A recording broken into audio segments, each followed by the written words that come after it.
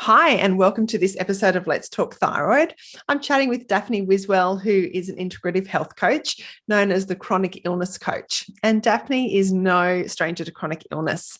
She has had chronic illness herself. She's had rheumatoid arthritis. She's got Hashimoto's. She has 3 children that have chronic illnesses and or autoimmune diseases. So you'll see from this, listening to this conversation, that she has really been quite inspiring. She's quite inspiring in the way that she's learned to manage chronic illness in her family. And she goes through some of the strategies that she's used to protect herself and her health. So we talk a fair bit about rest and stress and how to actually really manage stress, how to actually rest, some practical strategies around that. And we also dive into mindset because dealing with chronic illness can be a real challenge, can't it, in the way we think about our health. I think you're going to really love this conversation. Dafne has a gentleness and a kindness about her that really shows the work that she's put in, both physically, emotionally, and spiritually, into her own health and wellness. Dafne has a gift for us all too. She's written a book called Breakthrough. It's a prayer journal and a practical guide to really learning how to manage well your health and to get on that path to healing. So if you head to thechronicillnesscoach.co/let's talk thyroid, you'll be able to download that free ebook. And it's more than just a couple of pages. It's 120 pages. So it's just like a book, so which is a real gift to all of us. So thank you, Dafne, for that. I will make sure I put all the links in the show notes, and otherwise you can follow Dafne at the Chronic Illness Coach on Facebook and Instagram, and all those links will be down below as well. Hope you really enjoy and are really deeply encouraged by this conversation with Dafne today. Hi, and welcome to the Let's Talk Thyroid podcast, where we discuss different aspects of living a healthy thyroid lifestyle, positively and practically, so that you can really thrive and not just survive. So join me, your host, Annabelle Bateman, and let's talk thyroid. Before we get into the show today, I just want to say to those of you that are feeling overwhelmed and not too sure where to start with tackling your thyroid health from that diet and lifestyle point of view, then why not consider doing a strategy session with me? We can spend an hour together just trying to cut through all of the different information and work out what's the next best step for you, just to simplify it and get you started on a road to feeling better. So head to annabellebateman.com/strategy. I would love to do a session with you and just really help you get started. Excellent. All right. Well, welcome, Dafne, to the Let's Talk Thyroid podcast. It's taken us a little while to get here with snowstorms and sort of crazy Texas weather a few weeks ago, but I'm so pleased to have you on the show today.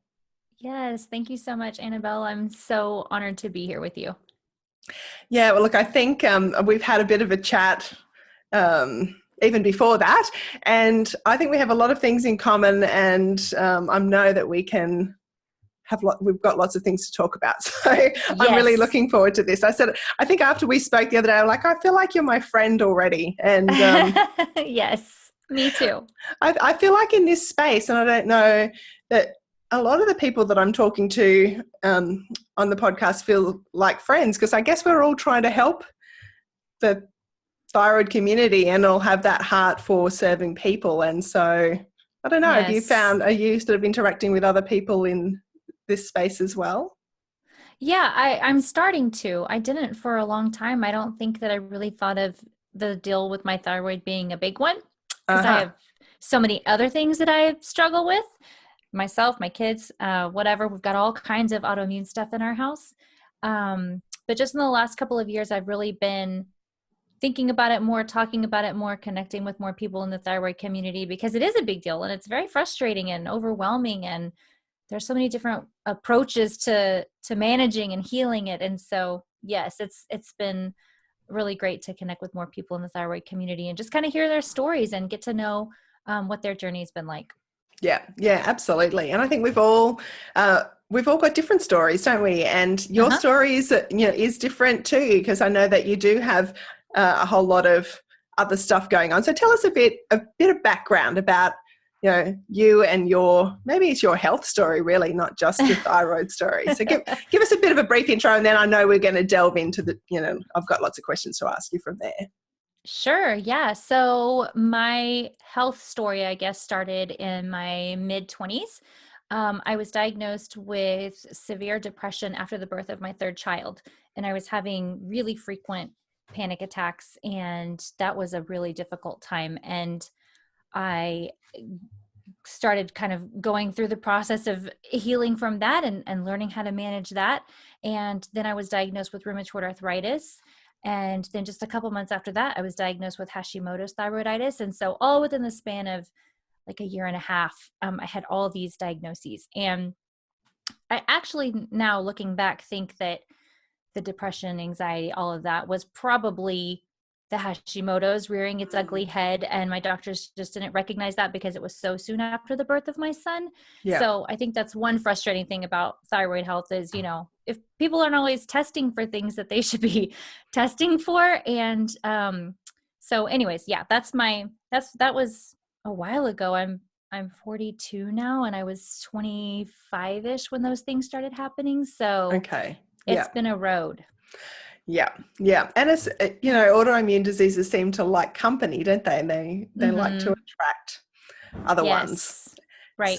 So yeah, you've not just got Hashimoto's, you've had the rheumatoid arthritis. Which thankfully is gone now. I've been free of that for 10 years. Oh, wow. Fantastic. Oh, well, yes. Well, do you want to just dive straight in there? How did you get rid of the rheumatoid arthritis?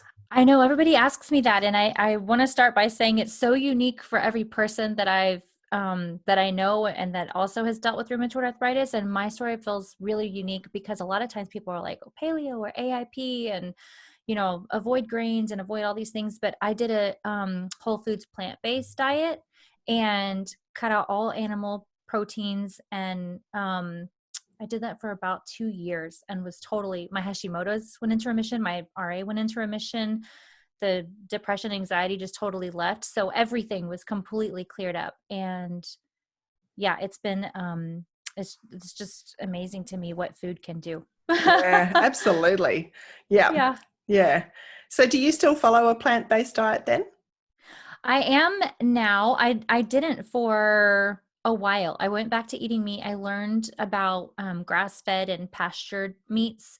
And so I started, I know that I think the way that things are done here in America is quite different from Australia, if I understand correctly. I think so. The way I read a lot of the stuff I see coming out from America, I think, I don't think it's quite the same. Yeah. I mean, certainly there's still differences in quality, but I don't think it's quite the same. Yeah, I think I think in America, anyways, there's a lot of political things that go into the way our agriculture industry is. And so it's kind of frustrating to source really high quality, good animal proteins. Mm-hmm. But I learned in my journey that grass-fed and pastured meats were okay. Like I could eat those and I wouldn't have the pain come back.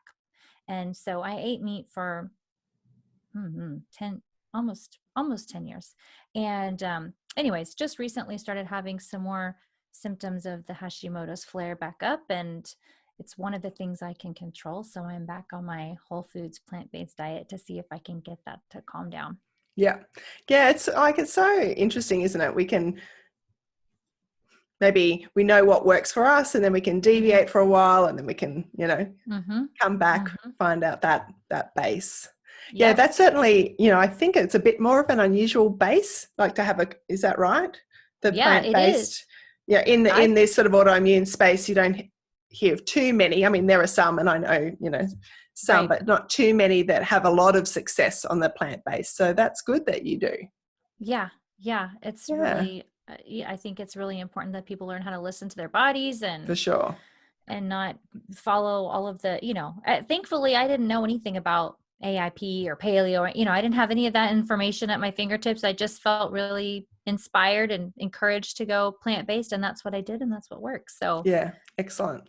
Yeah, that's good. So while we're talking about that, because I do have a few people ask about that from time to time. Do you, like in that whole foods plant-based, do you eat gluten and grains as part of that, and legumes, like some of those things that often get cut out? Do you eat those? So the funny thing is that when I did it previously, Yep. I ate all that stuff. I mean, I was eating soy and I was eating beans and I was eating rice and I was eating gluten and all that kind of stuff. And that's when everything went into remission. And so this time I'm not eating gluten, and I've also cut out soy, and I'm really trying to stay away from rice. And so not all grains, like I'll have oats and I am having legumes, but yeah, I'm just going to base that decision on what my labs do. Like I'm just getting them checked really frequently so that I can kind of, and I may do some food intolerance testing. I've never done that in however many years this has been. I've never done food intolerance testing, and I've decided like, okay, I think it's time for me to figure out like, are there specific things I should be avoiding? Because I've always just done elimination plans and then kind of, you add things back in and see if you're sensitive to them. But my body just really isn't telling me anything about that. It's like I don't have any symptom. Usually I feel really symptomatic if I've got a food that's triggering something, and I'll get the brain fog or the severe fatigue or whatever else. And I just have been feeling so good that when I found out that my levels were totally off the charts, I was like, they sent us the wrong lab. Like, those aren't my labs. Like, that can't be what's happening in my body, because I would feel that because I normally do. So yeah, I'm going to get some deeper testing done. Yeah. Yeah. Well, it's all part of the journey, isn't it? At different points, we're ready for different things, some things that have worked in the past don't always work in the future. Yeah. It's a constant, keeps us on our toes, doesn't it? That's a good way to put it. Yeah. So when you look back, so you were kind of mid-20s, just had third baby when you had were diagnosed with the depression and the anxiety, which you now think might have been the Hashimoto's. And given that we know often the autoimmunity is there for years before it's all picked up, it sounds like odds are. But can you look back and see, were there other things going on? Like, have you looked back to see what might have triggered that autoimmune response for you? Oh gosh. Yeah, I mean, I know that they say that stress can be a big trigger in trauma, right? And so in the span of, I don't know how many years, like we just had a lot of changes. So if I think about stress, it's like, okay, I had 3 kids by the time I was 24. My husband and I were crazy. We started so young. And so, I'm probably at the age in life where I should just be figuring out who I am, but I'm like a mom raising little people, and I just loved it. Like, that's what I always wanted to do, was be a mom. But I mean, that's probably kind of stressful. And on top of that, my husband was, just beginning in his career and out of town all the time. And so I'm basically taking care of these little kids by myself. And anyways, I think it was stress. I think it was stress. I think that was my big completely trigger. Stressful. Yeah. I had 3 little kids. So I was a little bit older, and I had a husband who didn't go out of town, but if he was like 1 minute past 6 o'clock, I was like beside myself. And I had left my job. Like, I left my job after my second child was born, because I was like, I think I need to be home, because he's gone all the time and I don't have any help getting kids to or from daycare and getting dinner ready. And oh my gosh, I just remember them being so little, and then I was pregnant. So anyways, I think the stress of me leaving and of all of a sudden us being on one income, and I was so young trying to figure life out, these kids, like who knows? Who knows? Because there wasn't like a traumatic event. Sometimes I say like a traumatic event or an illness, or I didn't have anything like that happen. Yeah. Yeah, it's different for all of us, isn't it? And I guess in the end, it's sort of a bit of a guessing game. We don't really know for sure. But stress, pregnancy, that can be a trigger. Yeah. Yeah, that's true. I was just about to say that, because, my last 2 pregnancies ended in cesarean sections, and that's a trauma to the body. So who knows, Yeah. Yeah. And so fast forward, what's that, about 20, not quite 20 years? Almost. That's crazy to say. Yeah.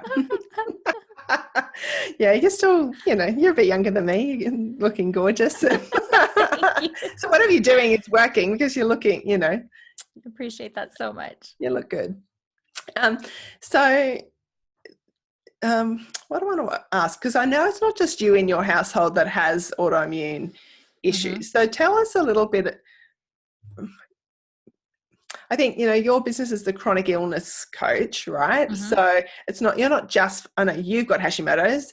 Are you the only Yep. one in your family that's got Hashimoto's? Yes. Yeah. But you've got some other autoimmune and some chronic illness, that you've dealt with and that you Yes. with your family. So tell us a little bit more about that. Yeah. So my oldest son, I actually don't even know if it's considered a chronic illness. I should look that up. But he started dealing with something called sensory processing disorder when he was really young, which I actually didn't learn about until he was maybe 14. So we dealt with all of these quirky, weird symptoms of things that I had no idea was actually some kind of a syndrome for 14 years before we found a practitioner who was like, oh, this is what he has. And you should have started this when he was 3. And I'm like, oh my gosh, why didn't anyone tell me this? So that's the oldest. He's doing great now. Then my middle child, my daughter, was diagnosed with 2 different forms of juvenile arthritis. So she has, well, I don't even know. Okay. So she was diagnosed with ankylosing spondylitis and juvenile psoriatic arthritis when she was 10 years old. She started feeling a lot of pain and just dealing with all kinds of stuff when she was maybe 7-ish.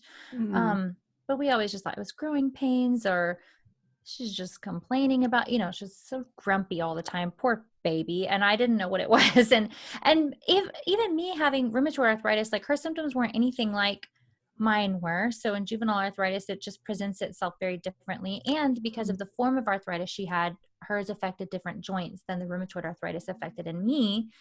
So I didn't even recognize that she could have something. Plus, I didn't know kids could get arthritis. There's a hashtag, kids get arthritis too. I'm like, I had no idea that kids could get arthritis. Yeah, you think of it as an older person's. Yes. Well, and even though I was diagnosed when I was, 26, I never thought my 6-year-old could be dealing with something like that, Yeah. So it took a couple of years for us to figure out what was going on and why she was always complaining of pain, and to actually get the diagnoses before we could start treatment. So there's a lot of damage that was done in that time, and I'm always having to work through the mom guilt on that one. And then that diagnosis actually happened years after my youngest son was diagnosed when he was 2 with type 1 diabetes. So a lot of people don't know the difference between the 2 types, because type 2 can be reversed a lot of times with nutrition and exercise and all kinds of things. Whereas type 1, your body just does not produce any insulin, which is a hormone that we all need to live. And so we have to make sure that he gets it through either an injection or he wears an insulin pump. So that's what we deal with in our house every day. That's a big. And how old did you say he was? 2 when you? He was 2. Oh my gosh, that's little, isn't it, to deal with injections? Oh my gosh. Yes. Well, there's trauma and stress. Yeah. I know. I was going to say, imagine me chasing him around the house and screaming like, why are you doing this to me? And when is it their turn? Wondering why I wasn't poking his brother and sister. And it was awful. Yeah. That just sounds like multiple traumas a day. Yes, it was. Yeah. Yeah. Because every time he ate or drank anything, he had to have an injection. Yeah. So, and how old's he now, Dafne? He will be 18 in June. Yeah, right. Wow. Yes. Wow. So we're actually training his service dog right now. We've got him a diabetic alert dog. I saw that on your Instagram or Facebook or something. Yeah. Yes. So tell us about that. How does that work? So these amazing animals can, I know this has nothing to do with the thyroid, does it? But no, that's okay. It's all autoimmune. But, here's the thing, is that autoimmune diseases like to collect. And I think there'll be people who are listening that may have Hashimoto's, but they may also have. True. There are a lot of people in the type 1 community who have Hashimoto's. Yeah. About that. So these amazing animals can detect when your blood sugar is going out of range. They can smell it. And so our son has a kind of a rare complication that not a lot of people with type 1 have, where when he's sleeping at night, he doesn't wake up if his blood sugar gets dangerously low, like the kind of low that could send someone into a coma if they don't wake up and treat it with carbohydrates. So the issue with that is, like, our son can't live alone. Like, he won't be able to live alone because it's not safe. And so these diabetic alert dogs, we're training her to it's so amazing. She smells it. She knows, and she'll go paw him. She'll jump on him. She'll bark at him. And at some point she's going to know to go get his meter so that she can bring it to him so that he can test. And then at another point she'll learn to go and grab his snack out of his little snack basket and bring that to him. Like, so we're sequentially learning these things from a trainer that we're partnered with to teach her all of those tasks. Wow. That's amazing. Yeah. It's a lot of work, but it's I can imagine. Worth it. Yeah. Well, I'm sure that's a massive, it sounds good when it all works and it's probably at the end of the process, but yeah, I'm sure it's hard work. Mm-hmm. Yeah. Well, yeah, that's really wonderful, because I know that I've got a few friends whose children have type 1 diabetes, and I know that's a constant stress. Yes. And constant monitoring. So definitely. Yeah. You're a great mum. Thank you. Yeah. I've got a question. Like, have you found that diet makes a difference for him? Obviously, every time he eats, it affects his insulin. But have you found with him that diet has made a difference in terms of the management of his diabetes? Oh, yeah. Well, definitely, because diet, when you're dealing with type 1, will a lot of times determine how much insulin you're actually requiring, because the more carbs you eat, the more insulin you need. And then depending on the type of carbs, like when you eat like say you have a potato or pizza or chicken strip, something that's like a high fat content, whatever, it impacts the way insulin works in your body. And so you can have these wild swings. Like one of the things caffeine, believe it or not, caffeine will really do a number on your blood sugar, even if there's no sugar involved. So coffee is something that you have to really time it. He loves coffee, but he has to really time the insulin in the coffee well so that his blood sugar doesn't do a crazy spike. And so, yeah, there's a lot to learn, and diet definitely makes a difference, but it's a matter of learning how to know how your body is impacted by different foods so that you can counteract it with the insulin. But the crazy thing about people are always like, oh, well, does he have it under good control? And the thing with type 1 is pretty much all the time you're trying to guess how much insulin your pancreas would produce in order to counteract a certain food or activity or emotion or stress level. And we don't really know, so we have formulas that we can use. And thank God for technology that will, give us a reading every 5 minutes so that we can kind of watch the graph, but it's always kind of a guessing game. Yeah. Yeah. So how have you learned to deal with the stress of all of that? Because we know that stress impacts all autoimmune. Yes. And let's go back to the Hashimoto. Stress impacts Hashimoto significantly, triggers, it's there all the time. So how have you learned to deal with the day-to-day stress over the last 20 years, 18 years? Yeah, it's so many different things. One thing that I had to do was really get solid on boundaries with people, because, and I don't, sometimes boundaries feels like such an icky word, but I had to learn, because I'm such an extrovert. I love people, but I had to really learn how to protect my own mental and emotional space by turning off all the notifications on my phone. Like, that sounds so silly, but just something as simple as not having text messages or Facebook Messenger or whatever just always dinging at me, that helps just like make me feel so calm, because I'll go to my phone to read those things when it's time for me to read them. But otherwise, I just always have this like fight or flight, like I can feel my adrenaline jumping. So I'm like, oh, is that his blood sugar monitor alerting me? Because that is an alert on my phone. And so I had to just turn off every notification except that one, so that the only time my phone makes a noise is when that thing is alerting me. Yeah. But see, that there is a really practical tip. I think I'm all about practical and positive things that we can do. And it sounds like, oh, I just did that. But that's actually a really, really significant tool, really, isn't it? To not have that bing, bing, bing going off. Yeah. Yes, it has been for me. And I mean, even if it wasn't because of an alert from his medical device, I think just not having that constant noise, totally. Like someone needs you, like anyone who's listening, in other words, I think could benefit from like, just why do I have my notifications on my phone all the time? Well, it's just you're curious too. What is it? Yes. Do I need to respond? What? Yeah. Mm-hmm. Mm. And it interrupts your, I don't know. We always talk about multitasking, and it's just so not good for our brains. So like, just stop with the multitasking, and I'll check my phone when I'm going to check my phone. So yeah, that's one of the ways that I do that. And then I also am just really careful about my schedule. So making sure that I plan time in my schedule every day, every week for things that really help me feel grounded. For, I don't know how to say that in a better way, but just Mm. Yeah, I that's a make good way. time for, okay, good. Well, I make time for prayer. I make time for just, if I need some extra sleep, and I don't schedule clients before a certain time in the day because I don't want to have to, I just am very protective of my schedule.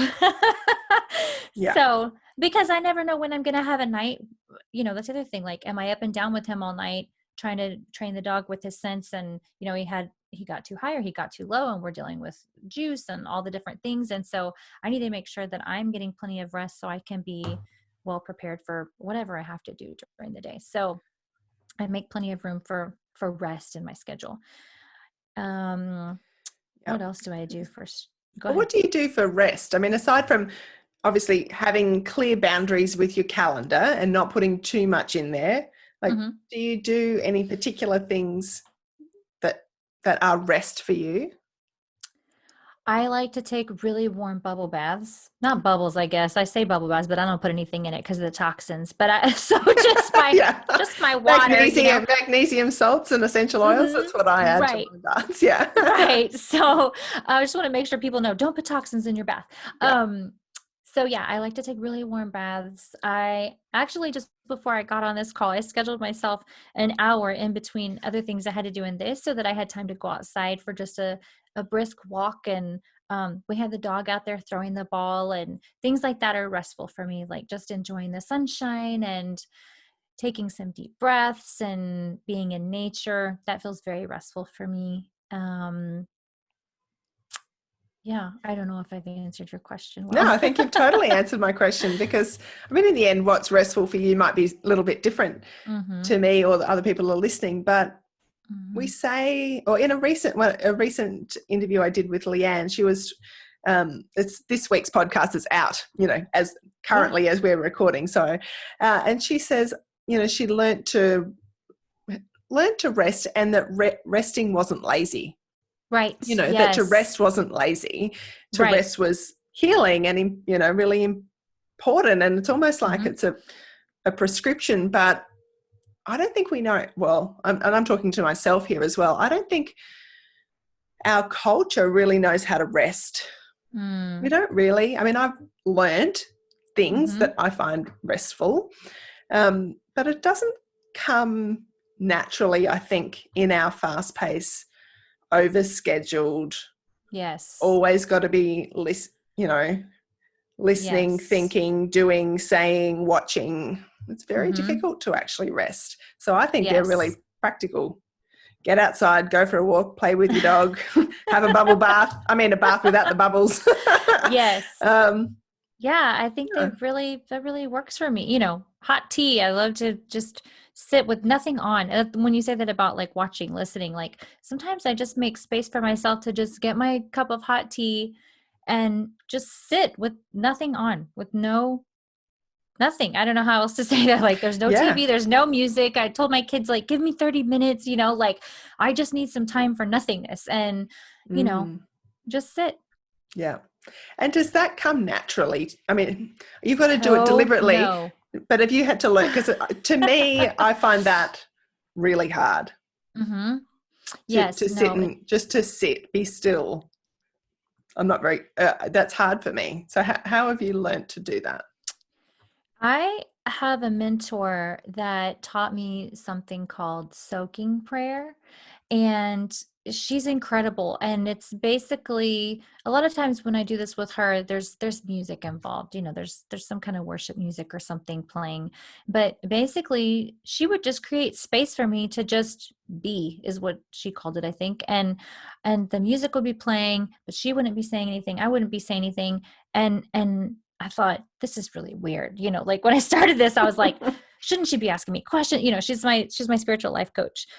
Shouldn't she be asking me questions, or should I be saying something? What needs to be happening? And I remember actually asking her, like, what should be happening right now? Should I be doing something? Should I be saying something? Should I be thinking about something? She was like, no, just rest. We're just going to soak for a little while. And I was like, I don't know what that means. You need to explain that to me, you know?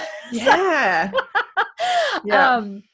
And so it was a very foreign concept to me, but also I have really practiced that on my own, sometimes with music, sometimes not with music. And I guess some people will call it meditation in other circles, you know, like you're just going to clear your mind, you know, which is really hard to do too. So if I start thinking about anything, then I just, in my mind, I'm like, no, I'm resting right now. No, I'm resting right now. No, I'm resting right now. And it's a really, I literally physically can feel my body going into a state of rest when I make that space for myself. Wow. That's a gift that you've given yourself. Yeah. I think so. Yeah. I'm really, I don't say that lightly, because I think for many of us with Hashimoto's and other autoimmune diseases, it's that we tend to be that personality that likes to do, think, push, achieve, control. Yes. So you're describing all the things that I say I'm recovering from. Yeah. Well, and I've done a lot of thinking about this actually, because I'm writing a book about all this thyroid lifestyle stuff. And I've been pondering the concept of what I've called a thyroid personality. Like, is there a thyroid personality? And I recently came across a study that showed that there's only one study that I found on the topic, that there is a correlation between type A personality and Hashimoto and autoimmune thyroid. So not just Hashimoto's, but Graves as well. So there is some, and so I've kind of done a lot over the last few weeks, a lot of thinking about it. And, you know, well, if we do have this tendency to be that type A perfectionist, controlling, overachieving, pushing, however you describe it, and it probably looks slightly different for all of us. Well, I actually think we've got to learn how to work with that. Because I don't think, you know, I think we share a faith in God, and I don't think God gave me the wrong personality. Like, I don't think God made me to have a personality that I then have to fight against all the time.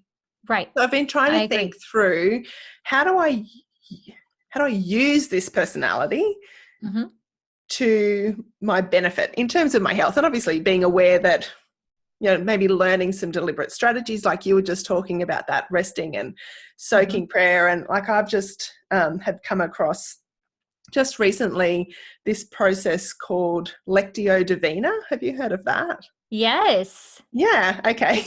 So, and I'm like, oh, I hadn't really heard. So for anyone that's listening, it's a really slow way of pulling out, well, in this case, a verse from the Bible, but I guess you could use a poem or a proverb, or, you know, like a saying, even if you weren't into this, you know, the Christian side of things, but to really pore over that small piece of scripture and think about think about it all in detail, rather than just skimming and going, oh, yep, good, move on. But this concept of slowing down. And I love it so much. So it's one of those things where it just keeps, it's popped up in a few random, which is probably not random. I don't really believe in random, but random ways, enough that I'm like, all right, you've got my attention now, to do this slowing down, be still, stop, you know, that stop. Yes. And so I know that with my personality, I've got to learn some of those things. But I think there's a lot about our personalities in that sense that really works that we can learn to work for our health. Like before, when you said with your diet, I know that that's one thing I can control. Like, I'm having a bit of a flare. I know that I can control my diet. So if we like to be in control, which I guess most of us do, pick the things that we can control and control them, and learn to let go of the things that we can't. Or you just nailed it. I You just totally nailed it. Can't give away my whole chapter. I want people to buy the book. But that's the core thing. That's part of it is, I think we've got to learn to work with our personalities.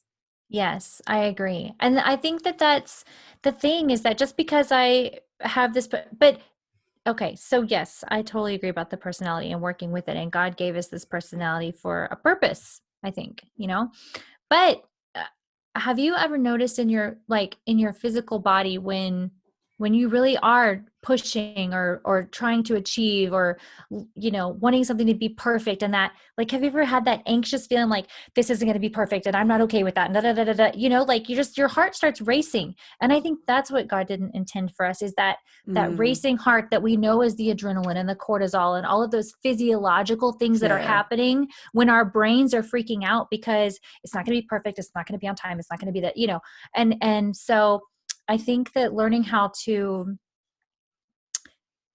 I don't like the word channel, but I can't think of another word, direct, how to direct the really great and strong parts of our personality with compassion for ourselves and with grace for ourselves, and knowing that it doesn't have to be perfect, but let's work towards excellence. Like, that's actually biblical, and we're not going to get all worked up inside if it's not exactly the way that we think it's supposed to be, because then that's control rearing its ugly head, and we're not supposed to be in control. We're in a partnership with God as we wander through this life on earth, and He doesn't want us to feel anxious or overwhelmed or stressed or like there's not enough time to do all the things that are in our heart to do, So I think that's where the learning to rest and since we're achievers, we can decide, I'm going to master this rest thing. Like, I'm going to be so good at it. It's like, we can make it a goal, because then if it's a goal that we're I'm going to learn how to soak, because by golly, if other people can rest in quiet, well, I can too, just kind of make it a competition for ourselves. Like, I don't know. That's that is so true. Myself. I need to do that. So let's set an alarm. Yeah. This is my, soaking time, resting time. Yes. Yeah. Yeah, I totally. Yes. And start small. I'm going to do it for 3 minutes. I'm going to sit 3 minutes, and then I feel like it's kind of like people who start to run or do something like that. It's like, I'm going to do 3 minutes. Okay. The next day I'm going to do 4 minutes. Okay. Now next week I'm going to do 5 minutes, and just see how you can build it up. And you just feel like you're winning something every time. And it's just good for you too. Yeah. Yeah. I think it's the same with, just general meditation. And I've got a few different meditation apps on my phone, and I same reason, not great at slowing down, and I think, oh gosh, but I've got a few that really just have 2 or 3 minute, it's almost like just deep breathing exercises, so guided. I can't do unguided meditation because my mind's way, I need the voice to control my thinking. But I don't think I've ever picked one that's more than 5 minutes. I haven't got past the 5 minute point yet. But there are things out there that are short. I challenge you to get past the 5 minutes. Yeah. Okay. That's my goal. Yes. 6 minute. Yes. The 6 minute one. Yes. Good for you. Yeah. Yeah. That is. Okay. You have to let me know when you do it. Okay. I'll do that. But my achiever, I'll just get off the phone and do it, just so then I can say it's done. You see.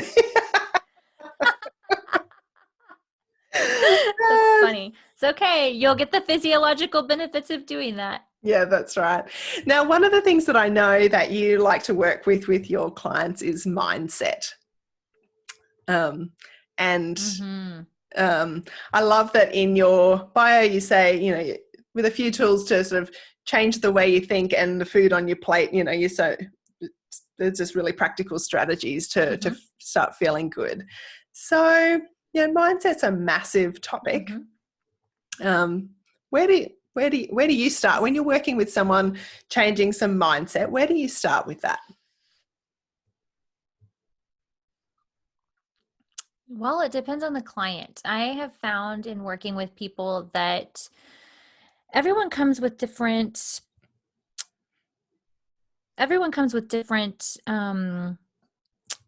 well, okay, I'll just give you an example. I had one client who came to me, and I have permission to share this, so I don't ever share anything that clients say unless I have permission. But she came to me and we started working together, and she just had a real aversion to cooking.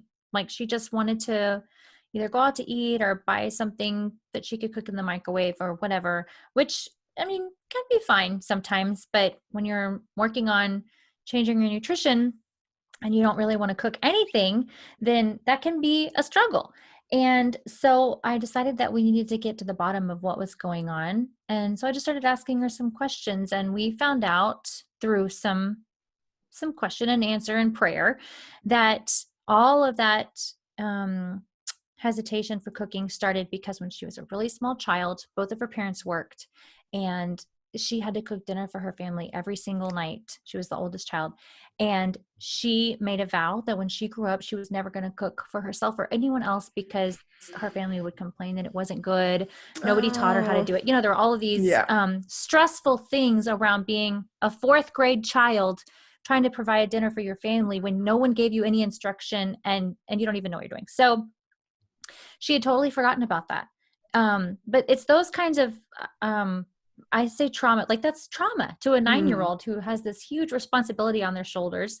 And so I think that a lot of times people, their mindset is, I don't have enough willpower. I'm not smart enough. I don't have what it takes to do this in the kitchen. I'm ill-equipped or whatever, when really the issue stems from way far back and you just totally forgot that that's where it all started. And so we can start to shift the mindset and the record that's playing over and over in our head if we can really get to the root of where that story started. Yeah. Yeah. So, because if you know where it started, what triggered it, then you've at least got something, a starting point to work with. And so then, like, are there particular, do you work with affirmations or, you know, that, I don't know, have you got particular kind of techniques that you use to help change that mindset? Do you know what I'm asking? Yes, I do. Yeah, I have some different affirmations. I think in my book, I give a couple of examples of affirmations, but also I like to help clients to develop their own affirmations that are very unique to them and their situation, just because I think that's so much more empowering than someone saying, say this affirmation every day, you know? So I do have some affirmations that I share with people, but then just think, like I said, it's just so empowering for someone to, you know, well, this is the lie that I was believing. This is the thought that I was having. And how can I rewrite that with what's my truth? And how can I affirm that truth in myself? Because we can, you know, the power of our thoughts is incredible. I don't know if you know who Dr. Caroline Leaf is. Yeah, I do. Yeah.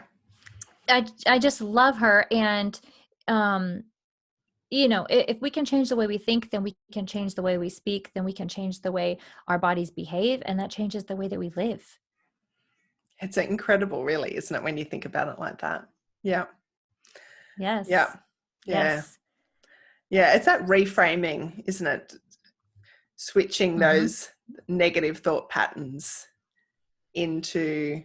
It's not easy to do. No, it's not. And and you can think, that you've kind of, again, I would say it's one of those, in my experience for myself, it's been one of those up and down. You think you've made progress and then something happens and I was actually in my... I think it's an ongoing. It is ongoing. Yeah, that's right. Yeah.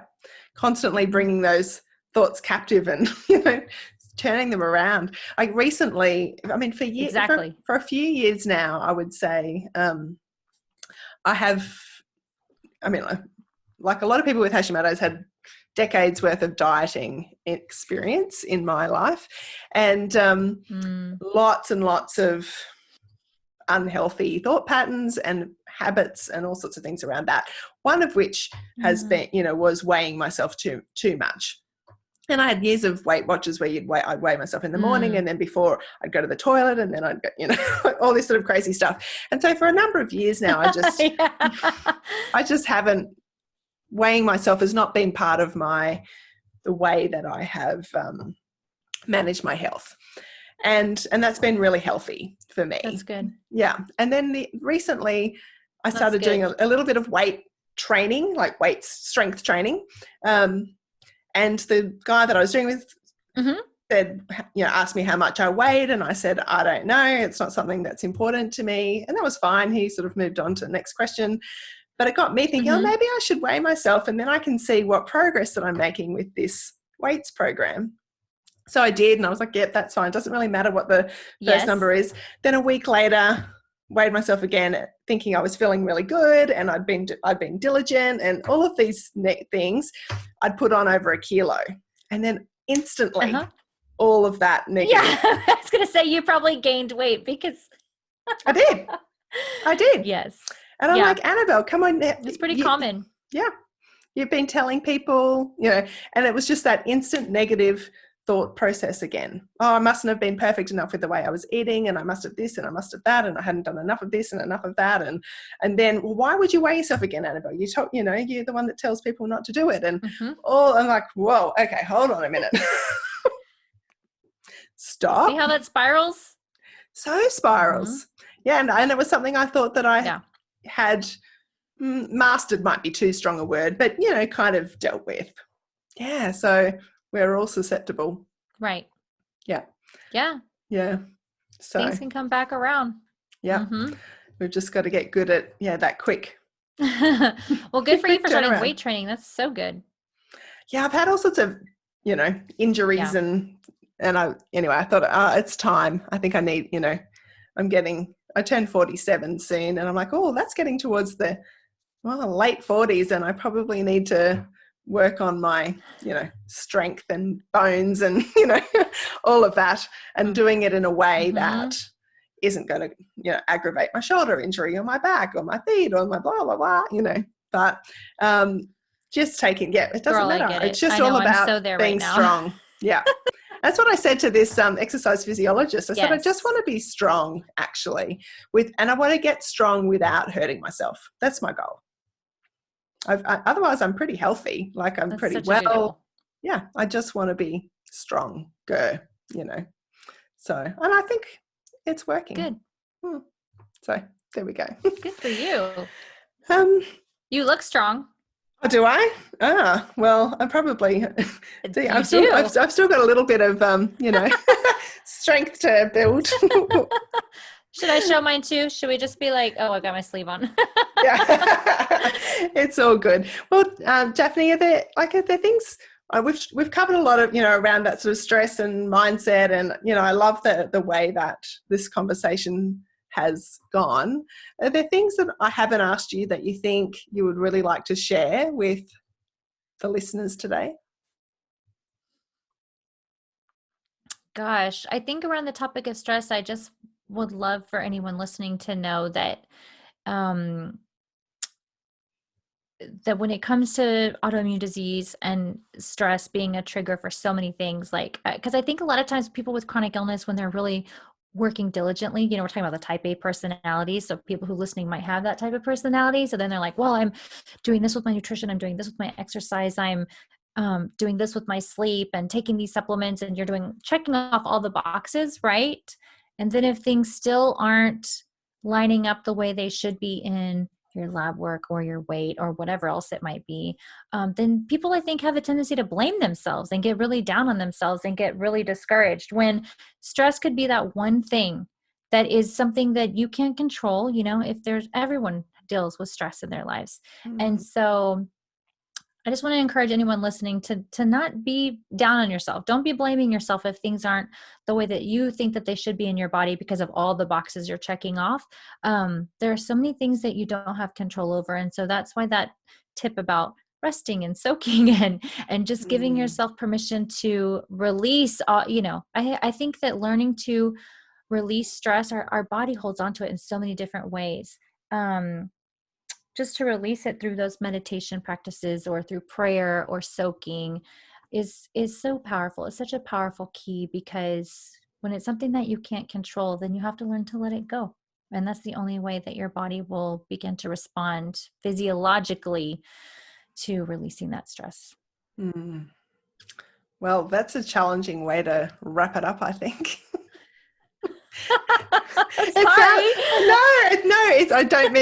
Don't be sorry, because I think I just think that's I shouldn't say challenging. It's a perfect way to wrap it up, because stress, we underplay how important stress is, and recently it's sort of coming out really strongly with the people that I've been talking to, and And so hopefully people who are listening and who maybe have been listening for a little while to the podcast would be seeing the pattern of how important stress is. And I think you just nailed it, because we can be doing all those other things and seeking, I guess, what I've called health perfection.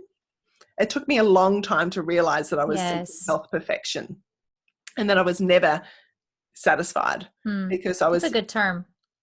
Yeah. And it actually doesn't exist. Yeah. I think this side of heaven, it doesn't exist. There is no health perfection, and really but we think that people without Hashimoto's or without, autoimmune disease have health perfection, but they don't either. So I think that was a really perfect, when we're striving, stop striving. We've got to learn to stop striving and rest. Soak. Yes. Such a good way to put it. Yeah. Well, you put it that way. So thank you. No, look, I've really, I feel like we could probably keep talking for a long time, and maybe we'll have to get you back another day and we can, pick up some other topics, because I really love your kind approach, kind with yourself. And I can only imagine thank you. a kindness to the people that work with you. So Dafne, if people wanted to get in touch with you, I've really enjoyed being here. Yeah. So how should people, I'll put links and things into the show notes, but how should people connect with you? Like, where do you hang out?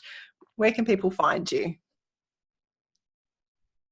Yeah, I'm on Facebook, Instagram, Pinterest, and it's Dafne the Chronic Illness Coach in all those places.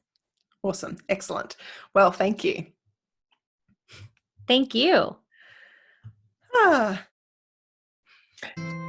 Thank you so much for watching this episode of Let's Talk Thyroid. I would love it if you enjoyed it, if you would hit subscribe and the bell. That would be really helpful.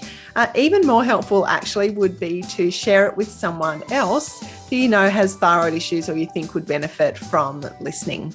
That really is part of my mission, I suppose, is to spread the message of positive and practical approach to managing your thyroid health, so that people really kind of have more energy to get on with living their life and not just kind of trudging through each day. So spreading that word really genuinely helps other people feel better, live better, be better. The best way that you can connect with me is through my website, which is annabellebateman.com. From there, really, you'll be able to connect in all the other ways. I would love it if you would join my Facebook community group. There's lots of great support there. It's all free. That's just being with like-minded people. But from the website, you can also book a strategy session with me. So if you're feeling a bit overwhelmed, not too sure where to start, then book a strategy session. There's also freebies to download and links to look at my online courses or purchase some essential oils or my cookbook. So that's really the hub, would be annabellebateman.com. But look forward to connecting with you and just being in this thyroid health journey together. Have a great day. Bye. The information presented and discussed in this podcast is not intended to diagnose, treat, cure, or prevent any disease and should not be used as a substitute for proper advice from a qualified professional.